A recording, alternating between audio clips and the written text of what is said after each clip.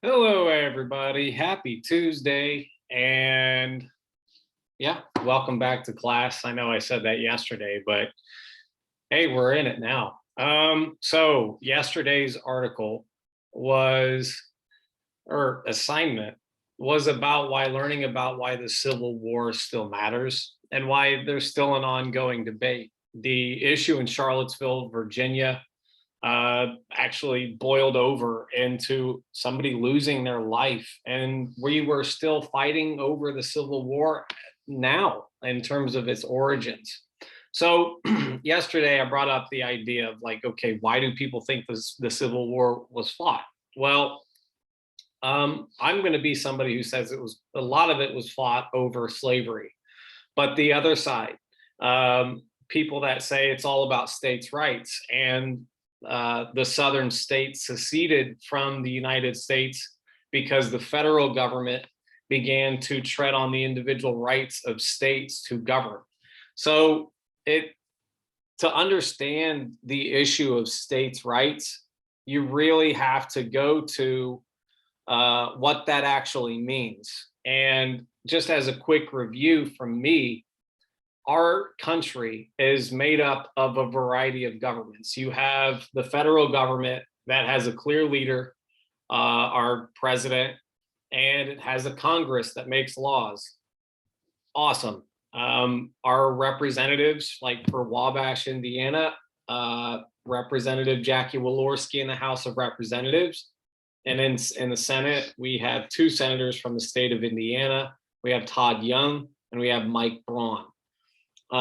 So that's the federal government, and it's got a Supreme Court, three branches, classic, just knowledge.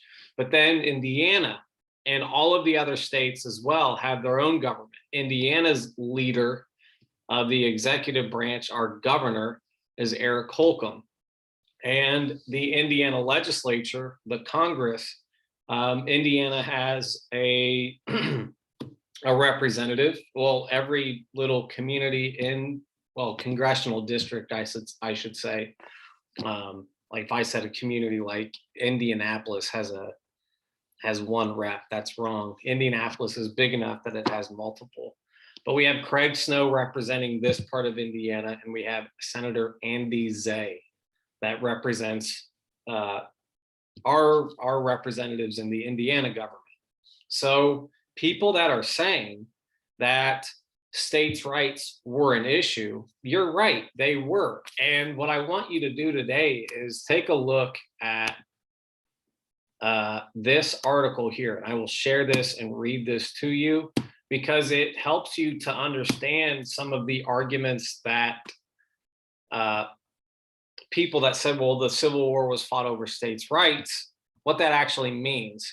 And ever since the beginning of the United States, there's always been this struggle between, well, should we give the federal government more power or should we give more power to the state governments? And there's arguments for both. Like before I even get into the article, the reason why we have a federal government in the first place is that our first government that united the colonies was absolutely god awful. It didn't work. There's one thing it did right, and it got people thinking about, okay, we need a stronger federal government. And those of you that have been in this online class since the beginning of the year, you know that there was an entire event, the Philadelphia Convention, where our Constitution was created. And there was a lot of debates about what our government should do, what it should look like at that Philadelphia Convention. Now let's fast forward. And now that the United States is now a thing, there's a lot of issues that are coming up now. As the United States is expanding west into, like, we've gone over the Missouri Compromise, and the Missouri Compromise introduced two new states into the Union, Missouri and Maine. Indiana, we're going to be dipping in and out of Indiana history for the rest of class, but Indiana became a state in 1816. Well, as the United States is expanding out and states are getting introduced into the Union, there's this big issue like, okay, what should these new state governments do? and the biggest issue there is, should they be allowed to have slaves or not? And again, that was part of the issue with the Missouri Compromise, is that there were lawmakers that didn't want Missouri to become a slave state. And if they did get introduced as a slave state, then we need another state to be introduced into the Union that would counter that, because there were people that didn't want the United States to be a nation that had slaves in it. And you see this growing divide, not only politically, but culturally as well. I know one of you researched the Harriet Beecher Stowe book, Uncle Tom's Cabin. That was a cultural divide. There was clearly an economic divide between the North and the South. And we've covered this. The North had a more industrial economy and the South was more agricultural. And yes, slavery was the cog that kind of spun it around, because the North needed the cotton that the slaves needed. But that didn't stop people from having a political debate about like whether we should have slaves or not. So this article here is one that I am going to ask that you read before responding to today's prompt, which is pretty simple. Like, do you think states should, oh, hi, Kitty. Do you think states should be able to essentially have their own rules, which is a central issue here as we build into the Civil War? Because as the United States is expanding again, what do? Are states allowed to be slave states? Are states allowed to say, no, we don't want slaves? And there was this big issue of whether states actually had the autonomy to make that kind of decision. Well, there is a Supreme Court case that, again, I'm not going to ask that you read much into it, but it's called McCulloch versus Maryland, which was an extremely important case because it set the precedent that the United States federal government takes precedence over the federal, or the federal government is higher than the state government. So this article here begins to dip into that, and it touches a little bit about McCulloch versus Maryland, but this is still an issue that's going on today. Like, should state governments be able to make rules that other states don't have? Does the federal government allow that to happen? That sort of thing is at the central issue. Hi, Kitty. I am trying to teach class. I'm going to keep you down here for a second. Sorry about that, folks. Okay, so tipping the scales toward national power. Americans have been arguing over certain central issues since the country was founded. What is civil liberty? Does Congress truly represent the people, and should it? Do the courts make sure that justice carries the day? How much power should the president have? All of these questions have been answered in different ways at different times. One of the most long-standing issues is federalism, the balance of power between states and the federal government. But where that balance lies is perhaps the hardest question of all. In the mid-1800s, the argument erupted into a civil war. In the 1900s, each president from the 1930s to 70s strengthened the national power. In recent years, the states have been pushing for their rights. So here we go. Here's this case in 1819. The Supreme Court has often defined the nature of federalism. In the 1819 McCulloch versus Maryland case, the Supreme Court began to establish the supremacy of the government.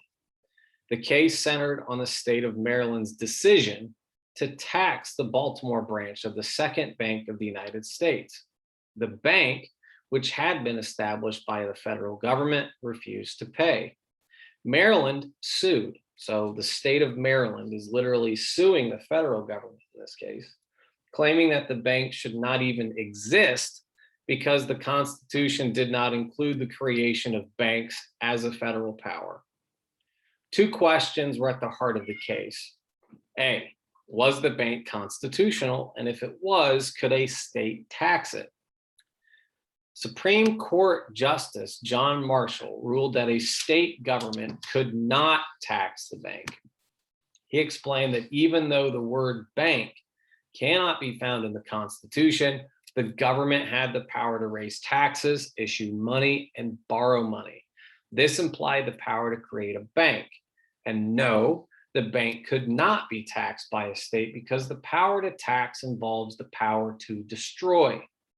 If the state tried to tax the second bank, it would be threatening the constitutional power of Congress. States' rights supporters believe Marshall ignored the 10th Amendment, which gave the states and people all powers not specifically assigned to Congress. However, Marshall claimed that not all congressional powers had to be in the Constitution. Some could be implied, and as long as they were necessary for Congress to do its job. The 10th Amendment did not apply to these powers. Nullification and the Civil War. By the mid-1800s, slavery and taxes became controversial issues between North and South. Once again, the focus was on states' rights. John C. Calhoun, a senator from South Carolina and eventually vice president, claimed that states had the right to reject a federal law. When a tax negatively affected South Carolina, Calhoun believed that the state could declare the tariff null and void within its own borders. Many feared that if a state rejected a law passed by Congress, then it also had the right to secede from or leave the Union. Decades later, South Carolina tested this notion by declaring independence from the United States. When other Southern states followed, President Abraham Lincoln objected, and the Civil War began.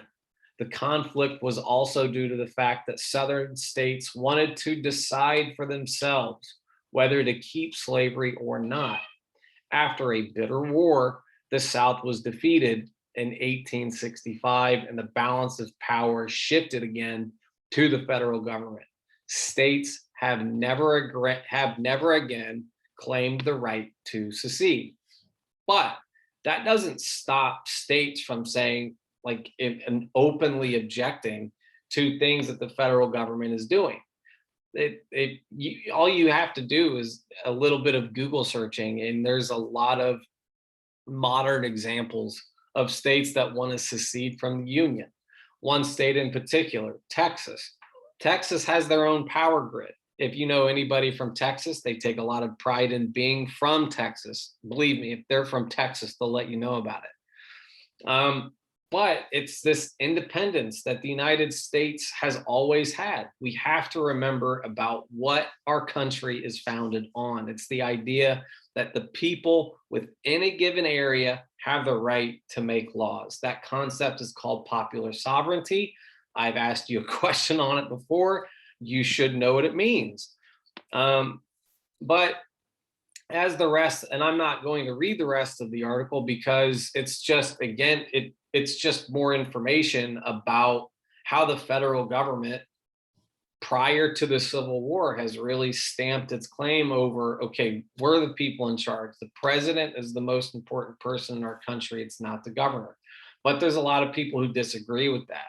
And that's perfectly fine because state governments do certain things that the federal government doesn't.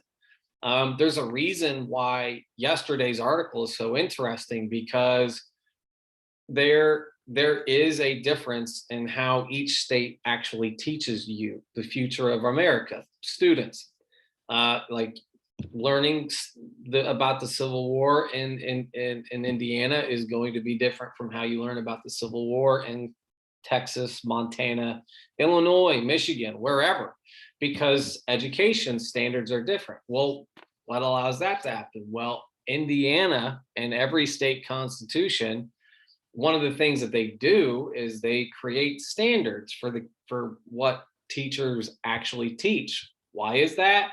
Because the Constitution gives individual state governments that power. And that's where the issue of states' rights comes in. Because the big question here is, should states be allowed to get rid of slavery. And there were states that had outlawed slavery by the time the United States was even a thing, or at least there were steps that were taken.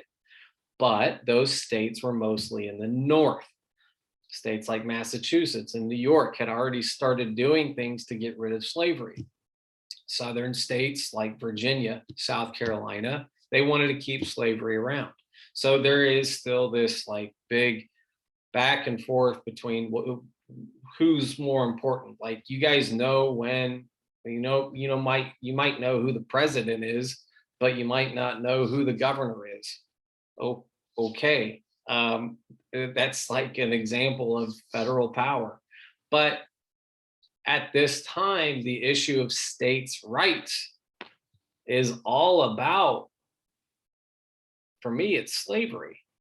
And the big underlying thing is, and we'll get into it later this week when you learn about the Mexican American War, is like that war was fought so we could get Texas.